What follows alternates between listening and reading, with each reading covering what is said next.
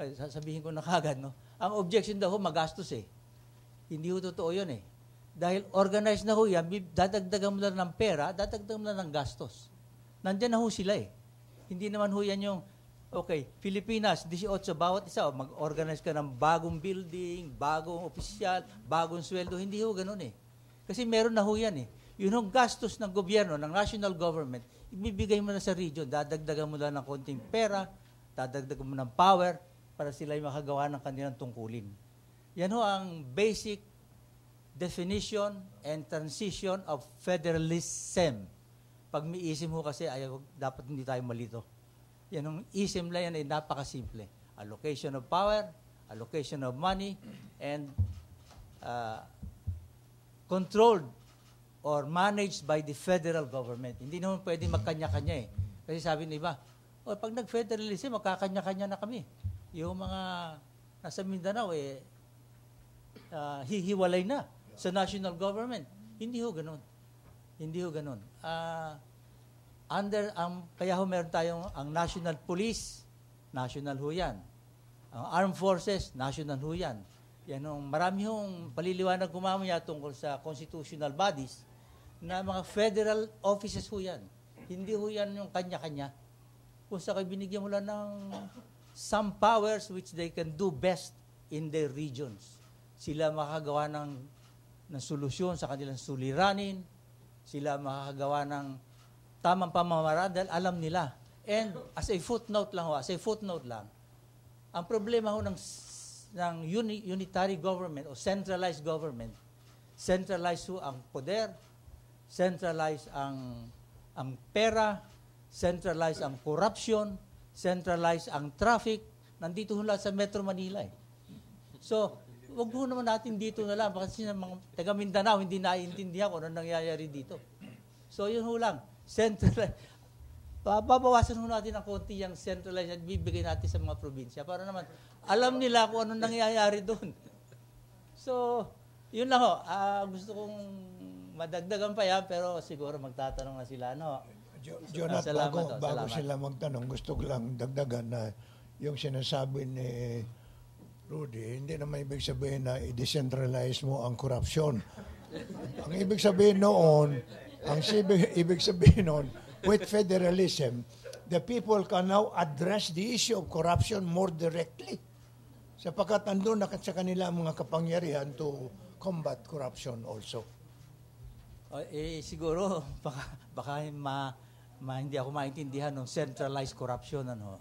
Ang ibig sabihin lang ho nun, kasi ang nangyayari ngayon, yung mga tao sa Mindanao, and I have a specific example, meron daw ho diyang bridge sa Mindanao, 10 taon ang nasa budget, pero 10 taon ang yari.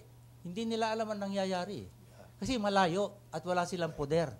Ngayon, kung ang project po nandyan din ang pera, pwede sila ano ba nangyayari dyan sa bridge natin na yan? Nagastusan na yan, tapos na yan, bakit magbibigay ka ulit ng pera?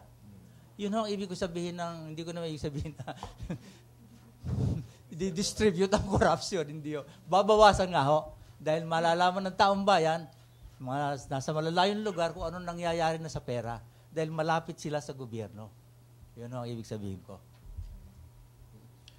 Attorney, maybe you can expound a little bit dun sa constitutional commissions natin under the draft federal constitution.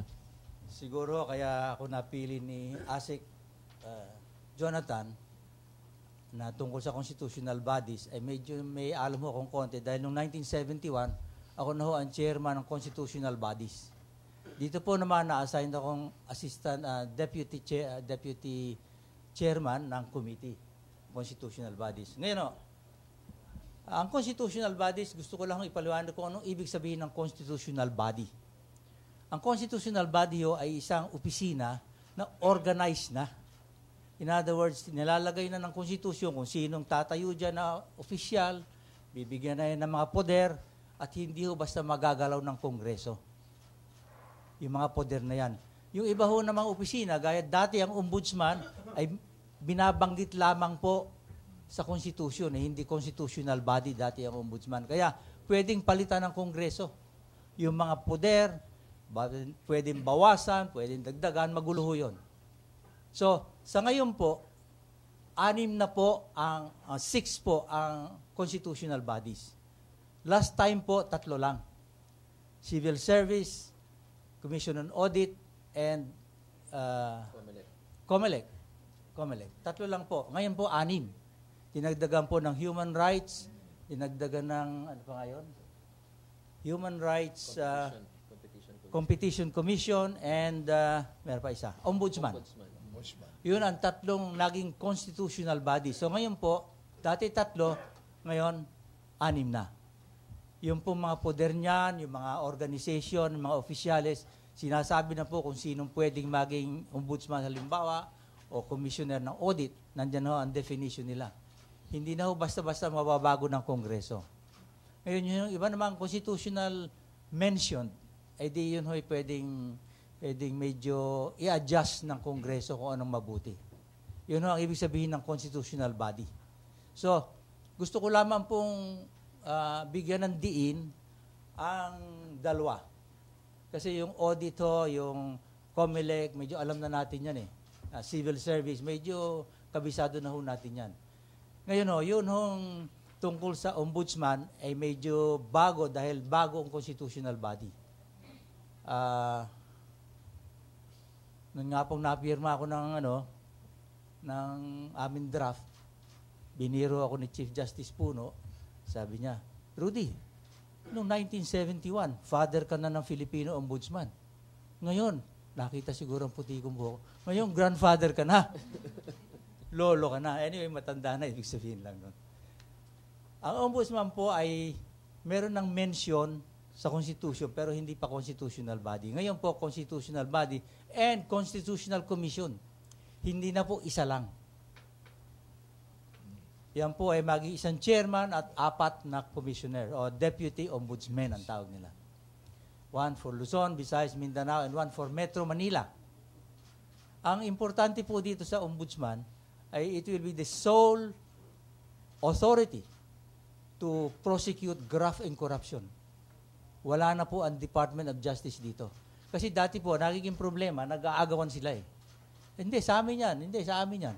Kasi walang exact definition kung sino ang pwede mag-prosecute. Today, in this new draft, it is only the ombudsman that is the sole authority to prosecute cases of graft and corruption in connection with their office. So, solo na po yan. Ngayon, gusto ko lamang pong banggitin na sa ngayon po, maraming pagkukulang pa ang ombudsman. Isa pong malaking dahilan. Kausap ko po yung prosecution office. Ngayon po, they have only 53 lawyers all over the country. Gusto ko lang igaya o ikumpara sa PAW. Ang PAW huy 500 lawyers all over the country. And they are asking for 50 more. When, if you compare ho yung kanilang responsibilidad, ay napakalaki ng responsibilidad ng ombudsman. Just to give you a headline numbers, kung tawagin, yun yung mga bottom line numbers. Ang ating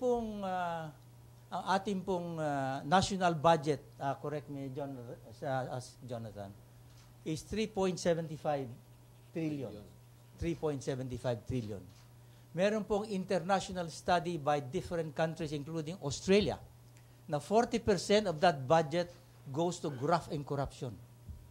Sa simple arithmetic po, ayan ay 1.5 trillion ang napupunta sa graft and corruption. 1.5 trillion. Kaya po napaka-importanting bigyan o weaponize, bigyan ng lakas at poder ang ombudsman dahil sabi ko nga ho, kung mabawasan ng kalahati na lang ng 40%, 20% na lang ang masave from graft and corruption. Equivalent po niyan 750 billion pesos. Kalahati lang po yun ng graft and corruption. Kalahati lang yun. Kaya sabi ko nga nun sa bagong ombudsman na estudyante ko rin, sabi ko, mabuti sa amin, ang una mong asikasuhin yung budget. Kasi kung wala kang tao, hindi ka maging effective.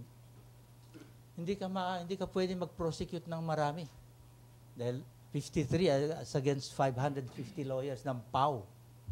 So, hindi ko naman minamaliit ang PAW, pero sinasabi ko lang, kailangan na magandang budget ng ombudsman. Dahil 50% lang po ng budget na napupunta sa graph is already 750 billion pesos. Yan ho hindi study ng Pilipinas. Study ho yan ng international, including the government of Australia. So yan ho siguro hindi naman naglalalayo sa 40-35%. Hindi na maglalayo doon. Kaya importante po yan. Gusto ko lang dagdag na because it's a commission, it should be made very, pwedeng maabot ng tao o mapuntahan ng tao ang ombudsman. Ang ibig sabihin ko po apat na po ang magiging katulong ng chairman. One for Visayas, Luzon, and Mindanao, plus Metro Manila. Apat po yan. And every federated region must have a deputy ombudsman. Ibig sabihin nun, kung kayo nasa Mindanao at nandun kayo meron sa inyong region, doon na lang kayo pupunta sa ombudsman nyo. Hindi na kayo pupunta ng Maynila o makikipag-contact kung kani-kanino, sasakay sa aeroplano, sasakay sa pagdating dito, wala rin nangyari, uuwi, babalik na naman. Hindi na ho gagawin na mangyayari.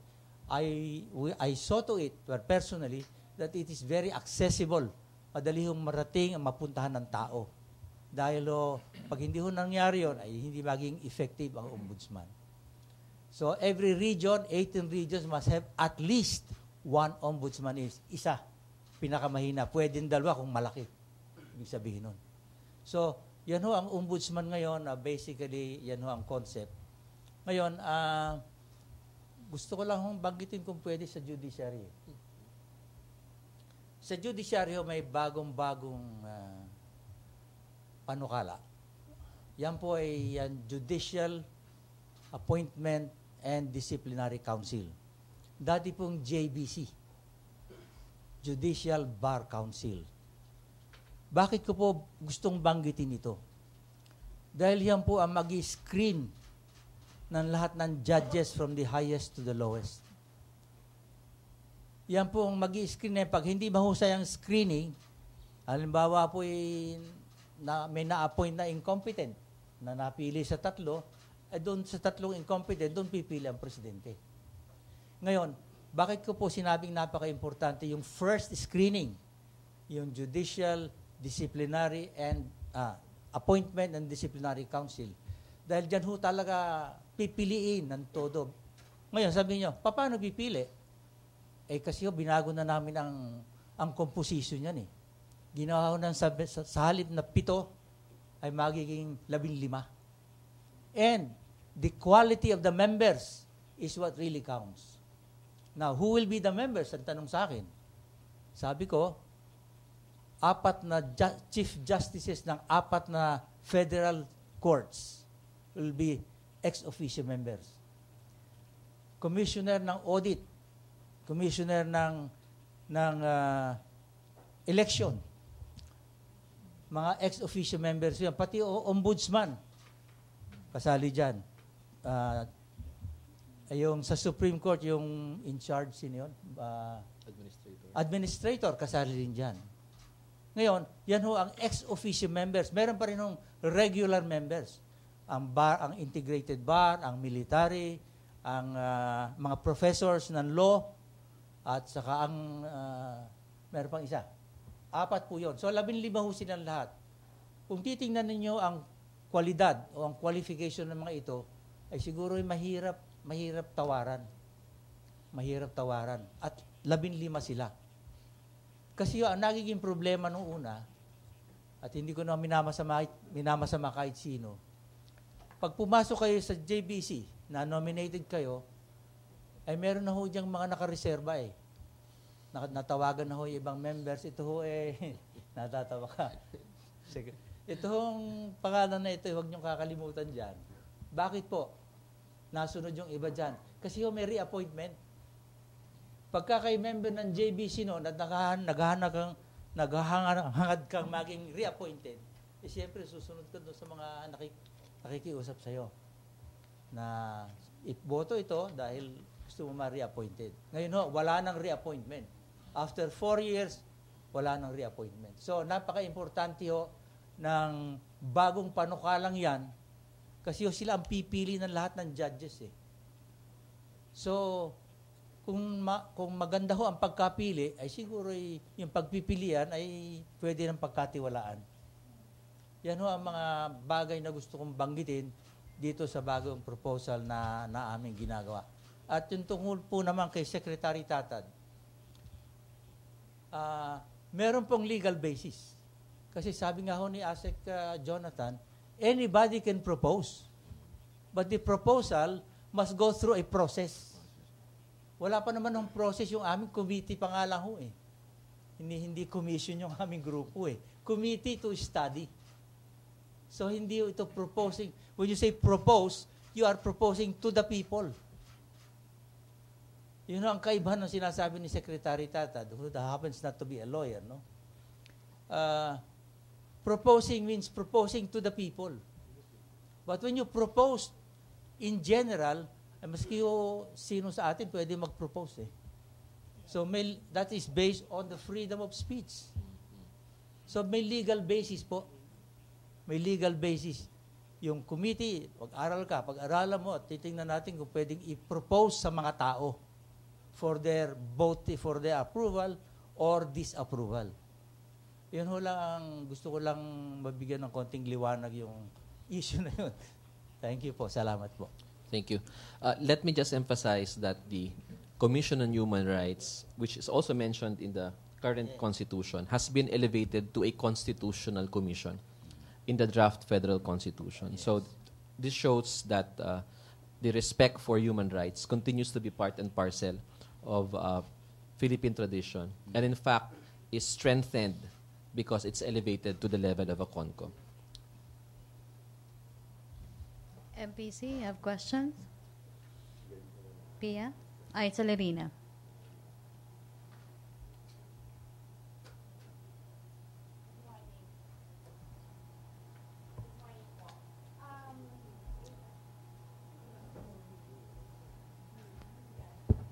Okay. With the hula baloo involving the Assistant Secretary Mocha Uson, is she already out of the picture? Kasi before there was a contemplation that she be part of this group that will campaign for this federalism.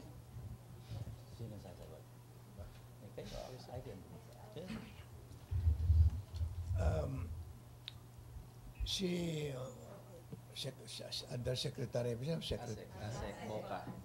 Assistant Secretary Mocha, dapat siguro nandun siya sa entertainment lang. Huwag naman siya sasali dito sa mga issue na mukhang hindi naman niya naintindihan. Lalong magkakagulo ang pag-isip ng taong bayan kung sa haluan mo by statements coming from an assistant secretary in government, occupying a government position paid for by the people. So, hindi ganong maganda siguro. So, doon na lang siya saya, okay lang. But sir, don't you think with what they did, somehow, the people, the Filipinos, right now, have this somewhat information regarding federalism? Yung pong kay Asek Mocha, dalawa po ang epekto niyan eh. Isa po, ay di pinagbawalan na yata siya magsalita dyan, according to the newspapers. Tapos na siya, tungkol sa federalism. Pero, gaya nga ng inyong gustong sabihin, meron ng epekto eh. Dahil si Mocha ay kilala, at yung kanyang pagka-present ng federalism medyo, sabi nga, pinag-uusapan ng marami. Naging chismis tuloy ang federalismo. Para bang napapag-usapan na ng taong bayan, uy, federalismo, Mocha, etc. Meron ng good effect, may bad effect sa akin. Pero ngayon naman po, ang balita ko sa dyaryo, hindi na siya pwede magsalita tungkol sa federalism, ay di yun yung bad effect, wala na, hindi na mangyayari. Pero yung good effect nandun na. Napag-chismisa na ang federalism. Dahil sa pagpunta nyo sa probinsya, ano ba yun? Saan magagawin yun? Ay, hindi nila alam eh. Ngayon po, napapag-usap, ano ba yung federalism? Magtanong nga tayo. So, merong media effect, sabi nga, tungkol kay Asik Mocha. So, na-outweigh ba ng good or bad effect yung nangyari? Ang tingin ko po, wala namang masyadong bad effect sa tingin ko. Dahil bagaman hindi tugma na yung kanyang approach ay tungkol dito sa dignidad ng pinag-uusapan, federalismo, medyo mababa ng konti. Pero meron din naman sabi nga kanina, on the other side of the fence, meron din naman good side na pinag-uusapan nga. So, ayaw ko na timbangin kung good or bad, parehong meron. Good and bad. Mahirap timbangin wala tayong timbangan Para sa akin, ang bad effect doon is wasting time and government funds to ventilate an issue as supposedly coming from a responsible government official. Pero para sa akin, I am now in the mood of attacking people. Ang hindi maganda, mas lalo hindi maganda yung proposal na Assistant Secretary Densing to create a revolutionary government. My goodness. Yun ang iniwasan natin sa panahon ni Marcos. Revolutionary government ang gusto mo kung saan ang karapatan ng taong bayan ay tanggalin at hindi respeto. For heaven's sake, I suggest that this government officials should be more careful with their statements. Sir, another last. In your proposal, in your draft, it's a presidential government still. How likely is it that when Congress tackles this proposal, they would come up with a parliamentary form of government? Well, maganda ang punto mo, and maganda rin yung stress ni Rudy na ang aming ginawa, rekomendasyon lamang. So, what does a recommendation mean?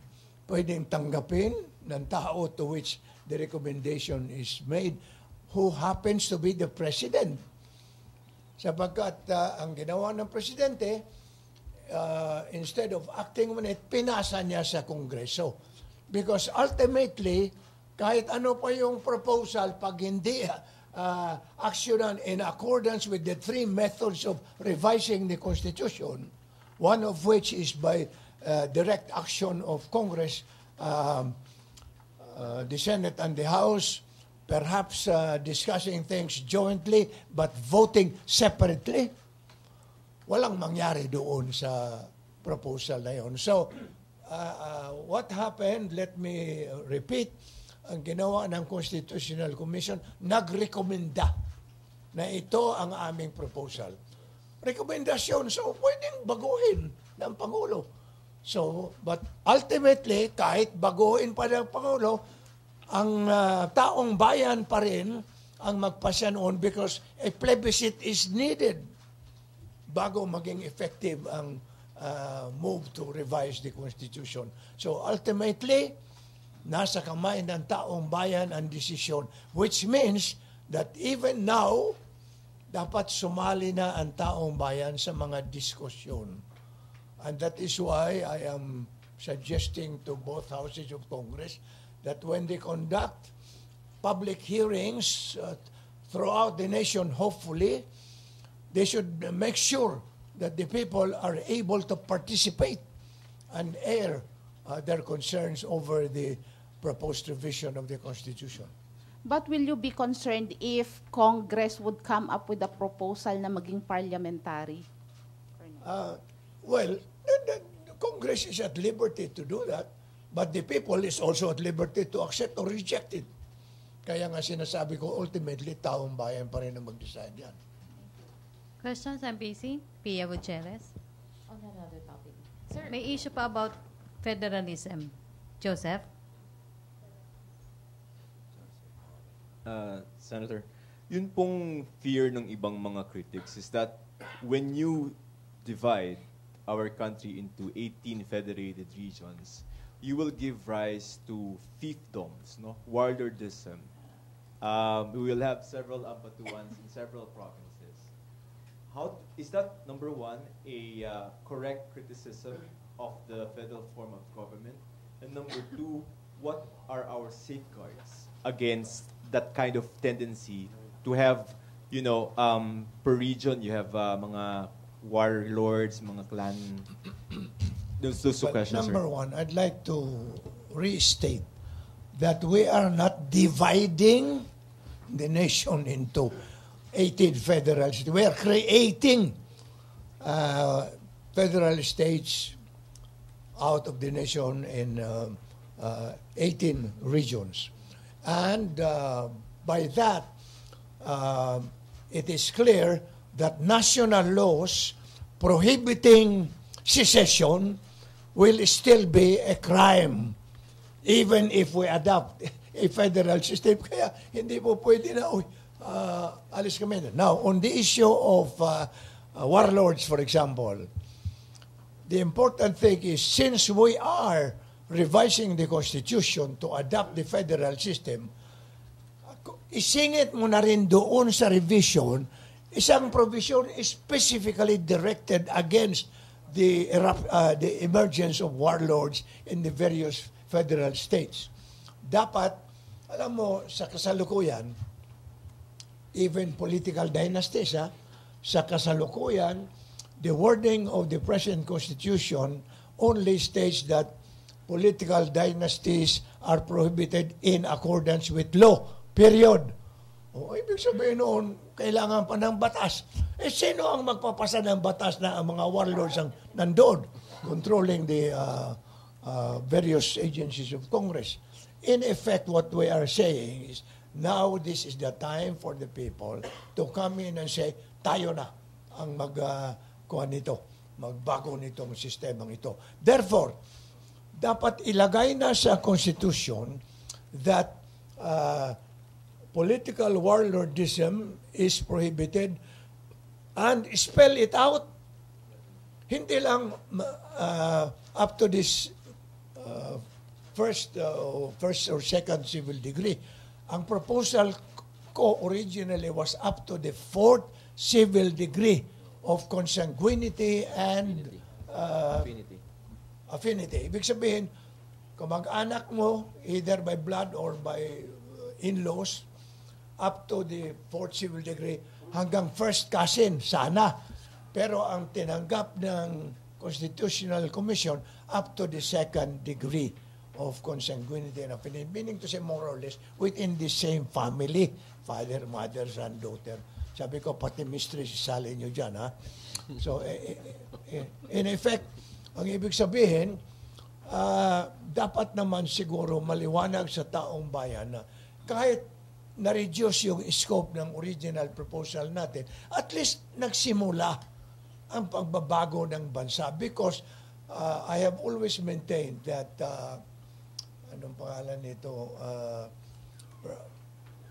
revising the Constitution for the good of our country will have to be done in stages.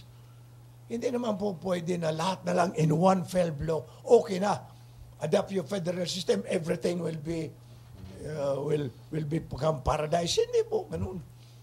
Marami pang gagawin ang taong bayan to participate and make sure that yung mga objective ng federalismo ay talagang mabigyan ng sapat na pansin at ma-implement sa pamamagitan ng pagbabago ng ating saligang batas. Okay. Attorney Robles? Well, I would like to hitchhike on what Senator Pimentel just said. No? Kasama ho sa pag-federalize, dapat ang partner po niyan si anti-dynasty provision. Siguro po, maraming tao nagsasabing kung walang anti-dynasty, huwag na tayo mag-federalize dahil yung kinatatakot nyo. Ngayon, maraming nagtatanong, ano ibig sabihin ba ng anti-dynasty? In terms of numbers, in an election, only one incumbent or one candidate from the family can run in the region. Sa isang region, only one candidate or one incumbent official can run. And sinasabi nga ho ni Senator Pimentel to the second degree of affinity or consanguinity. with any position. Now, may I mention that only the president in our proposal and the vice president will be elected nationally. So, pwede magdalwa kung presidente, kandidato sa region yung isang kapatid, pwede yon. Pero sa isang region, isa lang ang pwede sa pamilya ng second degree of consanguinity or affinity. So, sabi nga ho ni Senator Pimentel, dati nang nasa provision yan, pero it's just a proposal na gawa, hindi po nagawa after 31 years. Kaya kami na po ang gumawa. Anti-dynasty provision. And natutuwa po ako na, well, yung pong draft ko with a little amendment ang na-approve tungkol sa anti-dynasty provision. So, siguro po, kasama ng sinasabi ni Senator Pimentel, may mga ibang binabanggit doon tungkol sa political parties, tungkol sa kandidato, tungkol sa mga funds, ay makakatulong yon para mabawasan ang dynasty sa mga probinsya. Yun lang naman. Salamat po. Okay. May federalism? Other issue. Pia Gutierrez. Senator Pimentel, since you're talking about martial law, can we get your reaction on the controversial statements that former Senate President Juan Ponce Enrile made on the eve of the martial law anniversary?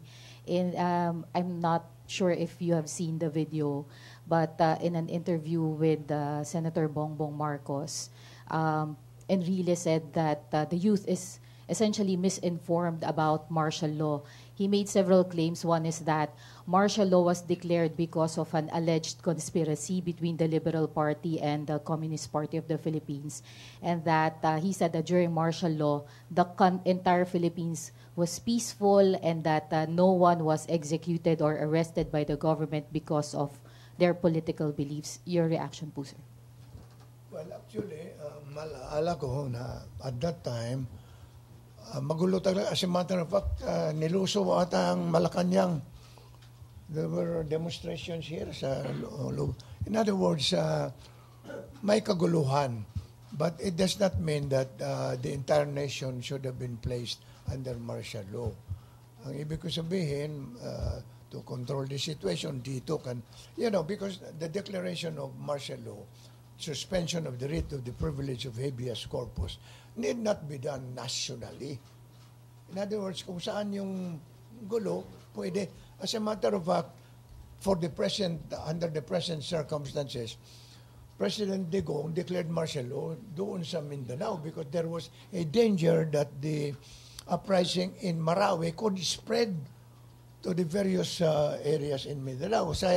Kaya in-anticipate ni President Digong, linagyan na ng martial law ang buong Mindanao. I'm just using that as an example to illustrate the point that at that time, actually maraming mga aming napuna na may mga hidden agenda si President Marcos, which was essentially to perpetuate himself in power, to allow him a third re-election chance, where the Constitution limited his right to first election for 6 years ba yun? And another term for another term. Pero gusto niya dagdagan yun. In other words, and so nakita namin yun. And we oppose that. And I would like to mention this, that as a result of the desire of the President, some of his heirs are justifying it. Tingnan niyo ang mga daan. Tingnan niyo yung PICC, napakaganda. Pero mga kapatid, ilang kilometro ba ng asfaltadong daan would compensate for the loss of one life? Would building, huge edifices, beautiful ones, satisfy the need for sacrificing the lives of so many people? As a matter of fact, kung hindi ko nagkamakali, sobrang 15,000 ang nag-come out openly to claim compensation, excluding others who did not bother to do so. At ang daming namatay, ang daming disappeared ng mga kababayan natin. So yan ang dapat ibigay natin siguro na pangungusap sa mga millennials na, oy, tandaan po kayo sapagkat you must always remember that the end never justifies the means. Gandang layunin, espaltado, etc. Pero you kill people in the process, deprive them of their liberty. Hindi po pwede yun. Sir, what do you make of these statements by former Senator Enrile po? Kasi the critics are saying that it's a part of an effort daw to revise history. Do you see these statements as dangerous, especially at this point in time? Well, Manong Jana is entitled to his opinion. He has always been a defender of martial rule. As a matter of fact, there was a time that he and General Fidel Ramos at that time seceded from their association with the Marcos regime. But apparently, the idea of autocratic, rule still persists in his mind that sometimes you have to be autocratic in order to, pangalan nito, bring about a better development of the nation. I disagree with that, and I still maintain that you can achieve what is good for people without depriving them of their liberties and their freedoms. Last na lang, sir. What effect do you see with those statements po? With those opinions na nabanggit nyo nga po? What do I see? Oh, yes. Well, how do you regard these opinions po? And I think, among other things, is cementing his relationship with the Marcoses, to tell them that I am with you, and hoping probably that Bongbong will become president eventually. Of course, without my vote. Okay, Thank you, Ina Andolong. Good morning, sir. Just a quick follow-up on that. Specifically, I'd like to get your thoughts on what former Senator Enrile said, that wala daw po ni isa ang naaresto for their political or religious beliefs. I mean, you were jailed a few times. What can you say about that? Maliwanag naman siguro na marami ang hinuli na. As a matter of fact, nung hinuli ako, hindi ko nga malaman kung ba't hinuli ako. Pati yung nag-aresto, hindi nila malaman. Basta you're supposed to accompany us. So, dinala nila ako from Cagayan de Oro to Cebu and then finally to Krame. At mabanggit ko na rin lang doon na doon sa Krame, they tried to make me sign a document that would express my support for Mr. Marcos. Sabi ko, hindi ako pwedeng pumirma dyan. As a result, I was put into a, bang tawag nung high security detention center na siguro 2/3 of the width of this, but up to here. At ang laman noon, 25 ng mga more than mga 40 siguro ng mga detainees. Pero pagdating ko doon nila ako dinala behind ko because I refused to sign. I was mixed with hardened criminals.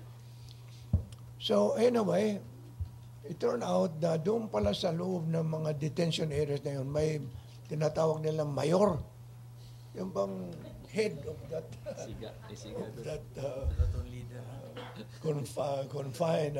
confinement of hardened criminals, mayor. At yung mayor, mabuti lang sinabi niya sa mga kulong doon, hey, huwag na niyong galawin ito, ha? Abogado natin ito. So, dumami tuloy ang aking trabaho doon because pagising ko ng umaga, may kape na doon sa tabi ng aking teras. And then, dami nang lumalapit, sir, itong kaso kung anong gawin natin. So, busy na rin ako doon. So anyway, part of life, and I look forward. I do not desire to take revenge against anyone.